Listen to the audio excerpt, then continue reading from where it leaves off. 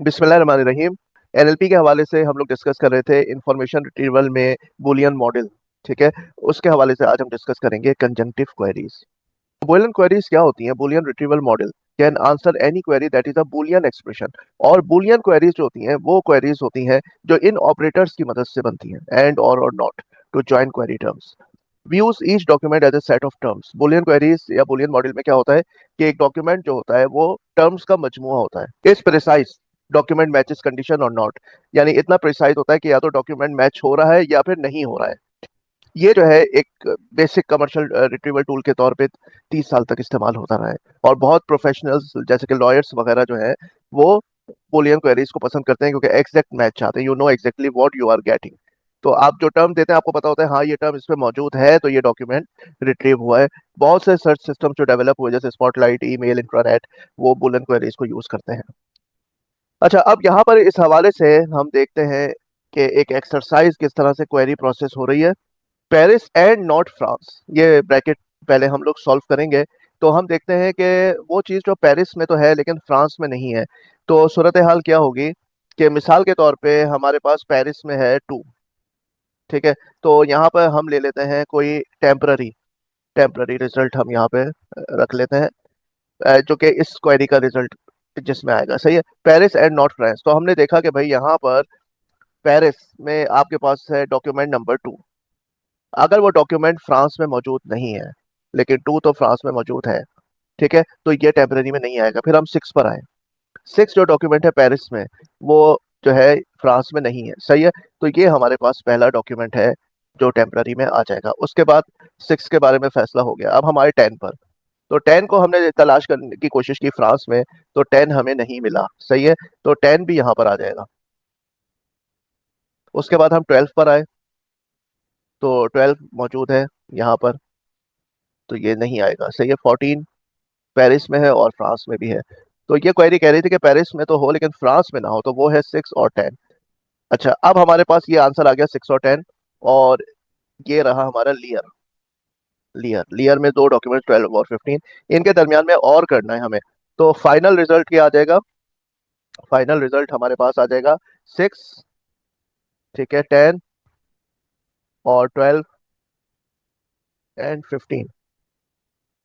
ये ऑरिंग हो जाएगी इनके दरमियान। लेकिन अब हम आगे जो डिस्कस करने जा रहे हैं, जैसे कि हमारा इस स्लाइड का जो है इस वीडियो का टॉपिक ही हमारा कंजंक्टिव क्वेरी है। ठीक है, तो कंजंक्टिव कंजंक्शन कहते हैं एंड को। तो consider the query Brutus and Calpurnia. तो ये जो क्वेरी है इसमें हमारे पास दो टर्म्स है और उसके दरमियान में एंड लगा हुआ है। ठीक है, तो क्या तरीका कार होगा? सबसे पहले हम जाएंगे डिक्शनरी में, देखेंगे ब्रूटस कहाँ आ रहा है, उसकी पोस्टिंग को, जो पोस्टिंग लिस्ट है उसको रिट्रीव करेंगे। ठीक है, देखा था ना आपने, जैसे यहाँ पे ये पोस्टिंग थी, ये जो लिस्ट आपको नजर आ रही है पोस्टिंग लिस्ट कहलाती है। 2, 6, 10, 12, 14, 12, 15 पोस्टिंग लिस्ट है। तो हम पहले ब्रूटस की पोस्टिंग लिस्ट रिट्रीव करेंगे। उसके बाद हम वापस डिक्शनरी में जाएंगे, कल्पर्निया को लोकेट करेंगे कि कल्पर्निया कहाँ पर है डिक्शनरी में, उसकी पोस्टिंग लिस्ट को रिट्रीव करेंगे। फिर उनको इंटरसेक्ट करेंगे, यानी कि वो टर्म्स, वो डॉक्यूमेंट्स निकालेंगे जो दोनों की पोस्टिंग लिस्ट में कॉमन है, और फिर जो आंसर है वो रिटर्न कर देंगे यूजर को। तो ये सिंपल सा प्रोसीजर है। ठीक है, और ये इसका एल्गोरिथम है। अब देखना यह है कि ये पोस्टिंग लिस्ट जो है ये ट्रैवर्स किस तरह से होती है। तो इस ये जो एल्गोरिथम लिखा है ना, इसको मैं आपको एक एग्जांपल से समझाता हूँ। ये राइट साइड पे हमारे पास एल्गोरिथम आ गया। अच्छा, अब हमारे पास सपोज करें कि दो पोस्टिंग लिस्ट है, उसका इंटरसेक्शन हमें लेना है। तो एक लिस्ट के स्टार्ट को पॉइंट कर रहा है P1 पॉइंटर और दूसरे को पॉइंट कर रहा है P2, और आंसर हमारे पास वो लिस्ट है जिसके अंदर रिजल्ट जाएगा। तो pointer P1 is pointing to suppose the first document of the posting list of Brutus, और P2 इसको पॉइंट कर रहा है। ठीक है, अब शुरू हुआ। जब तक P1 निल नहीं हो जाता और साथ में P2 भी निल नहीं हो जाता, यानी जब तक ये दोनों निल नहीं है तो ये चलता रहेगा। इनमें से कोई भी एक निल हो गया तो एल्गोरिथम रुक जाएगा। तो इस कंडीशन के बाद लाइन नंबर 2 के बाद हम आए लाइन नंबर 3 पर। अब ये कह रहा है कि अगर डॉक्यूमेंट आईडी P1 जिसको पॉइंट कर रहा है उसकी डॉक्यूमेंट आईडी मैच कर जाती है उससे जिसको P2 पॉइंट कर रहा है, तो फिर क्या करो, उस डॉक्यूमेंट को उठाओ और आंसर में डाल दो, और दोनों पॉइंटर को आप बढ़ा दें, दोनों को नेक्स्ट पे ले जाएं। लेकिन अगर मैच नहीं होता, तो आप देखें अगर P1 की डॉक्यूमेंट आईडी छोटी है P2 से, तो फिर आप P1 को बढ़ाएं। अदरवाइज अगर P2 की छोटी है तो P2 को बढ़ाएं। ठीक है, तो ये क्या मतलब है इसका, इसको एग्जांपल से समझते हैं। देखिए P1 पॉइंट कर रहा है 1 को और P2 पॉइंट कर रहा है 2 को, मैच नहीं हुआ। तो स्मॉल, इन दोनों में से स्मॉलर कौन है? P1। P1 1 को पॉइंट कर रहा है, तो अब हम P1 को बढ़ाएंगे, P2 को नहीं बढ़ाएंगे, क्योंकि P1 को बढ़ाने में चांस है कि वो उस नंबर पे पहुंच जाए जिस पर अभी P2 है। और हुआ भी यही, देखें, ये P1 को मैंने यहाँ से हटा के आगे मूव किया, P1 यहाँ पर आ गया। अब P1 भी 2 को पॉइंट कर रहा है और P2 भी 2 को पॉइंट कर रहा है, ये दोनों मैच हो गए। जब मैच हो गए तो हम आ गए लाइन नंबर 3 पर। ये कोड की हमारे पास ये लाइन, लाइन नंबर 3 पर हम आ गए, दोनों मैच हो गए। तो सबसे पहला काम ये करना है कि आंसर की जो हमारे पास एक हमने लिस्ट बनाई हुई है, तो उसके अंदर आप मूव कर दें 2 को। 2 को आपने रिजल्ट में मूव कर दिया, और अब आप P1 और P2 दोनों को बढ़ाएंगे, ठीक है? तो P1 जो है वो आ चुका है आपका 4 पे, ये P1 यहाँ आ जाएगा, और P2 यहाँ आ जाएगा आपका, ये P2 आ गया। सही है। अब ये यहाँ से हट गया, ठीक है? अब P2 पॉइंट कर 31 को, P1 4 को, तो मैच हुए? नहीं मैच हुए। इनमें से कम छोटी वैल्यू किसकी है? P1 की। तो P1 अब 11 पर आ जाएगा। 11 और 31 कंपेयर हुए? नहीं, अभी भी मैच नहीं हुआ, तो P1 आगे बढ़ेगा क्योंकि P1 स्मॉलर वैल्यू पे। तो अब P1 31 पे पहुंच गया, 31 और 31 मैच हो गए, तो आप आंसर में जाके 31 को सेव कर देंगे, और दोनों पॉइंटर्स को एक साथ बढ़ाएंगे। P1 इधर आ जाएगा, और जो P2 है वो 54 पे आ जाएगा, ठीक है? मैच नहीं हुआ, तो इनमें स्मॉलर कौन सा है? 45। तो P1 फिर आगे बढ़ा और 173 पर आ गया, और P2 है 54, तो मैच नहीं हुआ। तो अब P2 बढ़ेगा क्योंकि P2 लेस है, तो P2 अब आ गया 101 पे। P2 101 पे आ गया। फिर हमने कंपेयर किया, P1 से 173 है, P2 101 है, मैच नहीं हुआ। तो अब स्मॉलर कौन सा है? P2। तो P2 जैसे ही आगे बढ़ेगा तो यहाँ पर जो पॉइंटर होगा, देखे ना, हर पिछला अगले को पॉइंट कर रहा है। अब ये क्योंकि आखिरी एलिमेंट है, तो ये क्या है? इसका पॉइंटर होगा नील। इसका नेक्स्ट क्या होगा? 101 का नील। तो P1 क्या हो गया? आप P2 क्या हो गया? अब आपका नील हो गया। जबकि ये कह रहा था कि P2 नील ना हो तो अंदर चलो, वाइल का लूप कह रहा था कि P1 भी नील ना हो, P2 भी नील ना हो, लेकिन P2 नील हो गया। और जाहिर बात है अब आगे कंपेयर करने का कोई चांस ही नहीं है, क्योंकि लिस्ट खत्म हो गई। तो अब क्या मैच होगा? ठीक है, तो हमारे पास जो आंसर आया है वो आया 2 and 31। ये जो है इसके अंदर कॉमन थे, ये देखें, आंसर इंटरसेक्शन का रिजल्ट आया है 2 and 31। ये लिस्ट जो है रिटर्न हो जाएगी। This is linear in the length of the posting list. तो ये पोस्टिंग लिस्ट जो है लीनियरली ये प्रोसेस होंगी। And note this only works if posting list are sorted. और ये उसी वक्त पॉसिबल, ये जो एल्गोरिथम है, जब ये लिस्ट सॉर्टेड हो, देखिए अब 1 2 4 11 31 2 31, ठीक है ना, ये सॉर्टेड होनी चाहिए तो ये एल्गोरिथम काम करेगा। अच्छा, अब हम बात करते हैं query optimisation. is the process of selecting how to organize the work of answering a query so that the least total amount of work needs to be done by the system. Query optimisation ये है कि हम इस तरह से अपने काम को ऑर्गेनाइज करें, किसी क्वेरी को आंसर करने में जो हमें स्ट्रेटेजी या वर्किंग करनी है वो इस तरह से करें कि जो टोटल अमाउंट ऑफ वर्क है वो कम से कम लगे, ठीक है, कम से कम वक्त में जो है हमारे पास रिजल्ट आ जाए। तो इस तरह से इसको हमें क्वेरी को अरेंज करना है, इसका प्रोसेस बनाना है। तो सपोज करें कि हमारे पास अगर है ही दो टर्म्स, दो पोस्टिंग लिस्ट है, तो ऑप्टिमाइजेशन हो नहीं सकती। हाँ, जब दो से ज्यादा है आपके पास, ग्रेटर देन 2 टर्म्स है आपके पास, तो फिर यहाँ पे काम होगा। For each of the terms get its posting list and then and them together. तो हम टर्म्स की पोस्टिंग लिस्ट लेते रहेंगे और दो दो करके उनको क्या करते रहेंगे? इंटरसेक्ट करते रहेंगे। लेकिन best order of the processing क्या है? यही तो ऑप्टिमाइजेशन होगी कि अगर हम इसके ऑर्डर को किसी तरह डिटरमिन कर सकें ताकि कम से कम वक्त में प्रोसेस हो जाए। तो जनाब बहुत ही आसान तरीकाकार है। तरीकाकार क्या ही देखिए, आपको 3 लिस्टें दी हुई है। अब अगर आप इन तीनों को इंटरसेक्ट करते हैं तो मैक्सिमम आंसर कितना बड़ा हो सकता है आपके पास? बिल्कुल सही आपने जज किया। जो सबसे छोटी लिस्ट है ना, इससे बढ़ के आंसर नहीं हो सकता। ठीक है, तो अगर आप पहले ब्रूटस और कल्पर्निया को जो फर्स्ट 2 टर्म्स है, अगर पहले आप इनका आंसर निकालते हैं और ये आंसर 2 से बड़ा भी आता है तो कोई फायदा नहीं। जब ये आप फाइनल आंसर के साथ उसको एंड करेंगे तो वो तो अपने ही उस पे ले आएगा ना आंसर को, क्योंकि 2 पे मुश्तमिल है।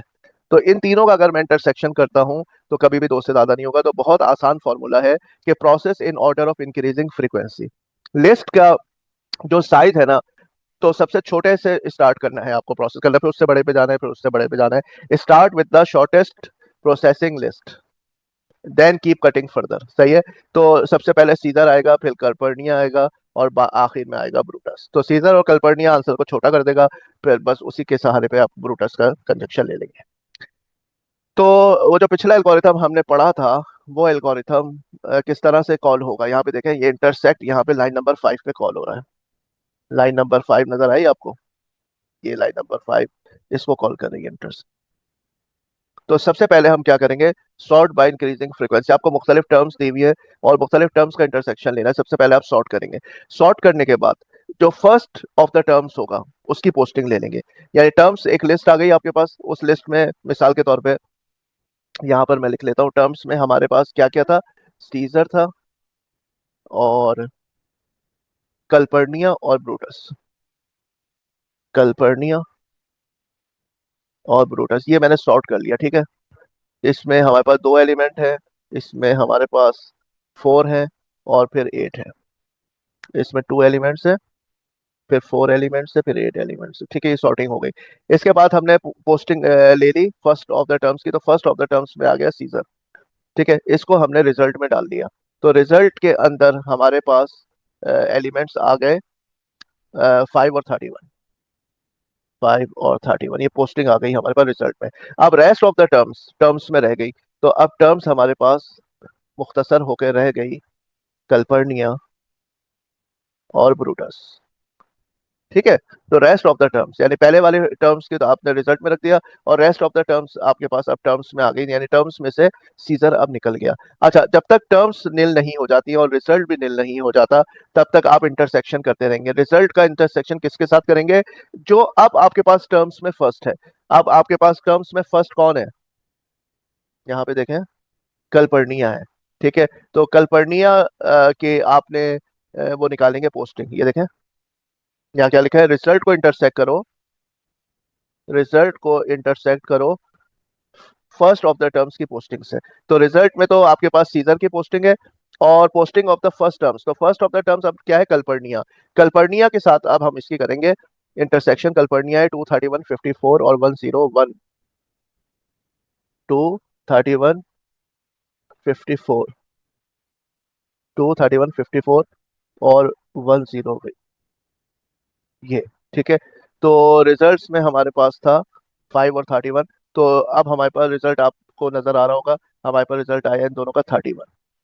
अब इस 31 को हम यहाँ पे देखें, अब जब इसके हो गई आंसर, रिजल्ट में हमारे पास आंसर आ गया, ये देखें ना, इंटरसेक्ट का जो रिजल्ट आया उसको आपने कहाँ रख दिया, रिजल्ट में। तो अब रिजल्ट में हमारे पास मासूम बेचारा ये 31 बचा है, ठीक है। अब 31 को हम इंटरसेक्ट करेंगे जो हमारे पास फर्स्ट ऑफ द टर्म्स है। तो फर्स्ट ऑफ द टर्म्स निकालने के बाद रेस्ट ऑफ द टर्म्स में बचा था सिर्फ ब्रूटस, और ब्रूटस की ये लंबी सी लिस्ट है 1, 2, 4, 11, 31, और इसमें भी 31 मौजूद है। तो आंसर आपके पास आ जाएगा जब रिजल्ट को आप इंटरसेक्ट करेंगे। तो आपको पता है ये पॉइंटर P1 यहाँ पे होगा, पॉइंटर P1 यहाँ पे होगा ब्रूटस में, और जो सेकंड पॉइंटर है P2 वो रिजल्ट में होगा आपके पास, और रिजल्ट में सिर्फ एक ही सेल है 31, यहाँ पे सॉरी 31, ठीक है। तो 31 जो है इसको पॉइंट कर रहा है आपका P2। तो आप देखें P1 1 है, ठीक है, P2 31 है, तो P1 बढ़ता रहेगा बढ़ता रहेगा बढ़ता रहेगा, यहाँ तक के P1 पहुंच जाएगा 31 पे। 31 पे पहुंचेगा, ये दोनों मैच कर जाएंगे, ये दोनों मैच कर जाएंगे, तो फिर दोनों पॉइंटर एक साथ आगे बढ़ेंगे। P1 45 पर आ जाएगा, और P2 जब आगे बढ़ने की कोशिश करेगा तो P2 हो जाएगा नील। तो ये बात आपको समझ में आ गई कि जब हमारे पास मोर देन वन लिस्ट है तो फिर हम उसको सॉर्ट करेंगे, और हर दो जो हमारे पास पोस्टिंग है ना स्टार्ट वाली, उनको पहले सॉर्ट करके रिजल्ट में आंसर रखेंगे, फिर जो रिजल्ट पोस्टिंग है उसको फिर थर्ड वाले के साथ करेंगे, फिर आंसर रिजल्ट में रखेंगे, फिर उसको फोर्थ वाले के साथ रिजल्ट को हम क्या करेंगे, कंजंक्शन करेंगे, उसका इंटरसेक्शन करेंगे। तो वो जो पिछला एल्गोरिथम हमने पढ़ा था, तो वो इस जो नया एल्गोरिथम है जिसमें मल्टीपल टर्म्स है, उसके जेली स्टेप के तौर पे काम आएगा। लाइन नंबर 5 पर वो इंटरसेक्ट का जो एल्गोरिथम है वो कॉल हो रहा है, ठीक है। तो ये ऑप्टिमाइजेशन है, बस एक सिंपल सी कि आप इसको अरेंज कर लें इंक्रीजिंग ऑर्डर में, तो जिंदगी आपकी आसान हो जाएगी और जल्दी इसका फैसला हो जाएगा। क्योंकि अगर आपने पहले बड़ी लिस्टों को इंटरसेक्ट कर लिया तो कोई फायदा नहीं, आखिर में तो आंसर उतना ही आना है जितनी सबसे छोटी लिस्ट है, ठीक है। Thank you very much.